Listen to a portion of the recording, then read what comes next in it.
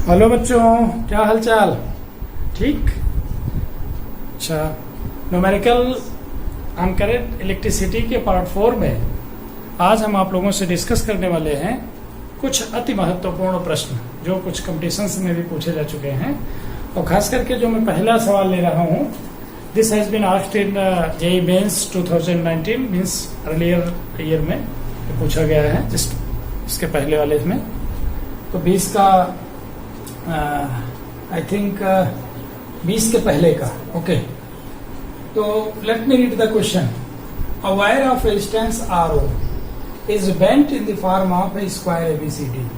R ओम का एक wire है हैविंग रेजिस्टेंस RO, उसे एक वर्गाकार आकृति में मोड़ दिया जाता है। Bent in the form of square ABCD, this one ABCD। If E is the midpoint of CD, then we have to calculate the resistance, equivalent resistance between CD. Okay, तो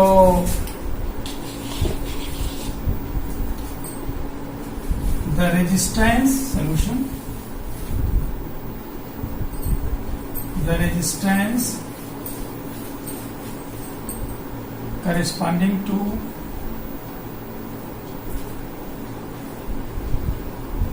each side of the square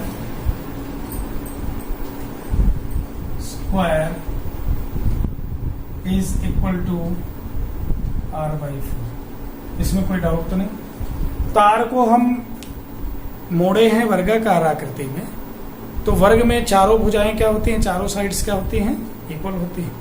तो हर side का length, पूरे length का wire का कितना हो गया, 1/4 हो गया। बाकी कोई चीज तो बदल नहीं रही।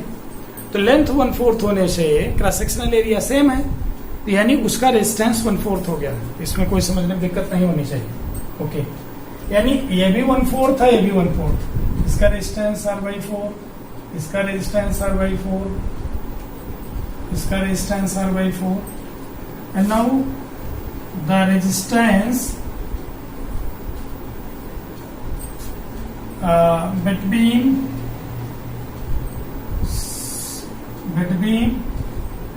DE is equal to R/8 and also resistance of EC is equal to R/8।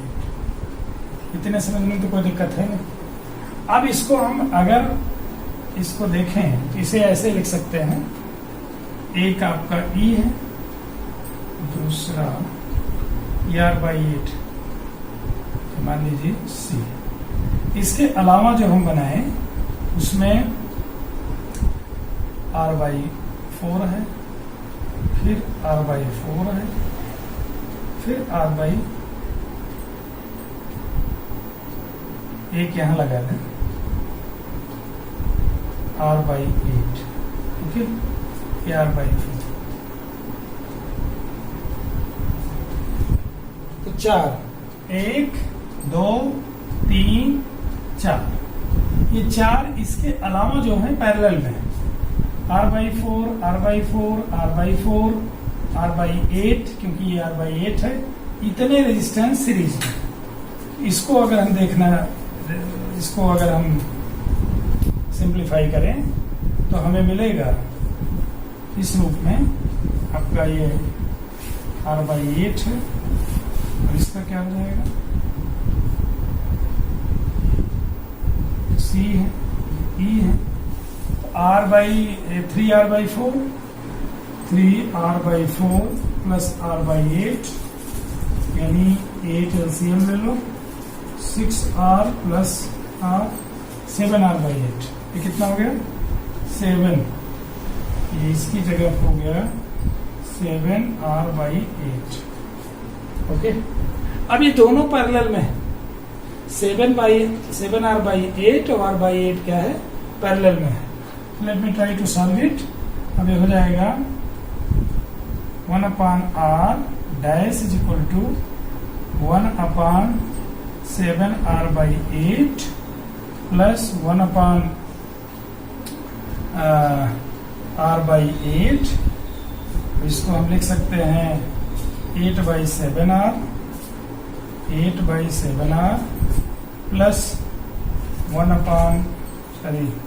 8/R और 7R LCM ले लें तो हमें मिलेगा 7R 8 प्लस 8 7 56 यानी 64 1/R dash is equal to 64/7R implies that R dash is equal to 7/64R. ध्यान रहे, this is the result.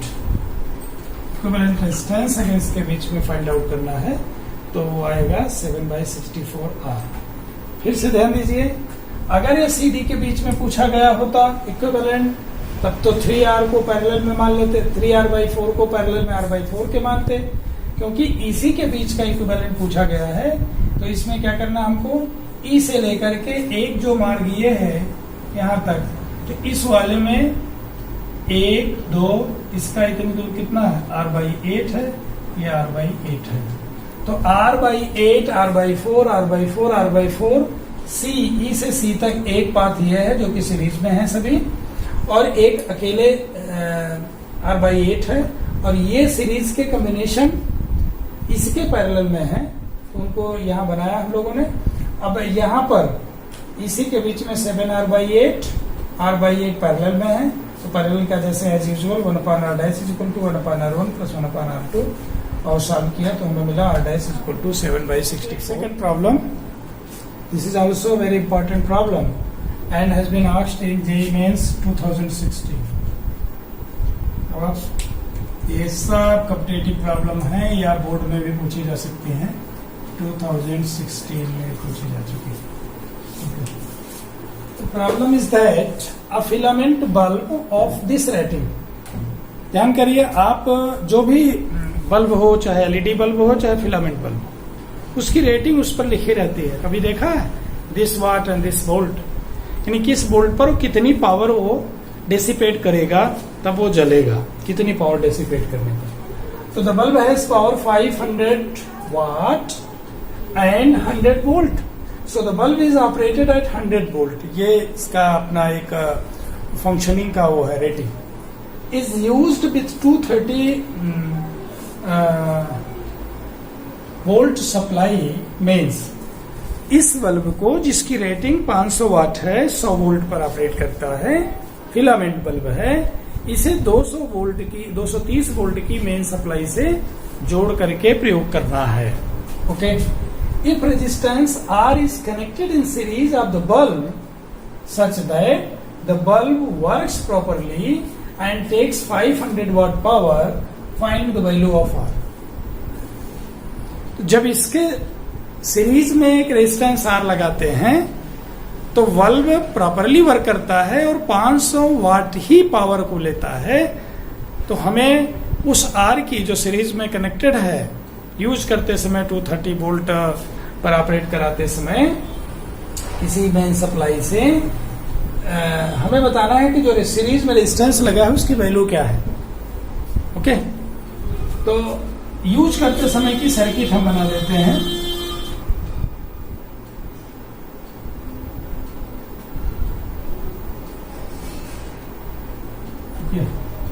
ये बल्ब है और इसके सीरीज में एक रेजिस्टेंस लगा है, सपोज करिए R. इसे कनेक्ट किससे किया गया है, 230 volt main supply, 230 volt mains. Okay. Positive negative current इसमें फ्लो करेगी, जाहिर सी बात है. मान लीजिए इसमें करंट I फ्लो करेगी, I करंट फ्लो करेगी, तो इसका अपना भी रेजिस्टेंस होगा, ये भी एक रेजिस्टेंस है. तो इस पर कितना वोल्टेज ड्रॉप होगा, डेफिनेटली 100 वोल्ट ड्रॉप होगा क्योंकि this bulb is operated under 100 volt. So the remaining portion of this supply will be dropped here across this voltage 130 volt is dropped across this. Okay, that's the trick in order to solve this problem. So since P is given 500 watt and V is given 100 volt. So the current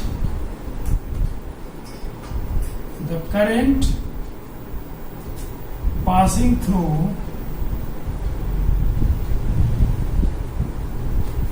the circuit would be I is equal to P upon V. That is 500 upon 100. That is 5 ampere. ध्यान रहे, इस bulb की rating जो दी गई है उतनी rating तक, यानी उस पावर को कंज्यूम करते हुए प्रॉपरली वर्क कर रहा है. तो इससे कितनी करंट पास हुई होगी, रेटिंग जो दे रहे हैं मैक्सिमम हाउ मच करंट ये डिलीवर कर सकता है, तो 5 एम्पियर है डेफिनेट. और इस सर्किट में यूज करने पर भी ये 500 वाट की पावर को डेसिपेट कर रहा है और प्रॉपरली वर्क कर रहा है. तो निश्चित रूप से 5 एम्पियर करंट इसमें भी फ्लो होनी चाहिए. अच्छा, तो अब ये 230 वोल्ट को हमें इस पर ड्रॉप कराना है और इस पर ड्रॉप कराना है ना. तो डेफिनेटली, तो from the circuit we can write from the given circuit this 230 is equal to 100 volt plus 5 into R. Okay, तो 5R is equal to कितना हो गया, 230 minus 100, that is 130. 5R is equal to, that means R is equal to 130 upon 5, that is 5 2 is 10, 5 6 is 30, 26 ohm. So the resistance of the circuit which is connected in series with the bulb is 26 ohm. That's the answer. Good question. अच्छा प्रश्न है ये, अगर पूछा जाता है तो आप कर सकते हैं. कोई भी सेम रेटिंग का इस्तेमाल करना. अगर यहां पर ये ना दिया होता कि ये अभी भी पावर डिलीवर कर रहा है इतना, तो इसको दूसरे तरीके से लगाते. ध्यान रखिए, क्योंकि ये दिया है कि 500 वाट का बल्ब है और 500 वाट पावर ये अभी भी डिलीवर कर रहा है. तो जितनी करंट उस पावर और इस वोल्टेज पर थी उसकी, वो अभी भी वही होनी चाहिए. और वो करंट जो करंट उस समय फ्लो करती वही करंट इस सर्किट में भी फ्लो करेगी. यानी 230 वोल्ट का 100 वोल्ट यहाँ ड्रॉप हो जाएगा और शेष जो बचा वोल्ट यहाँ ड्रॉप होगा.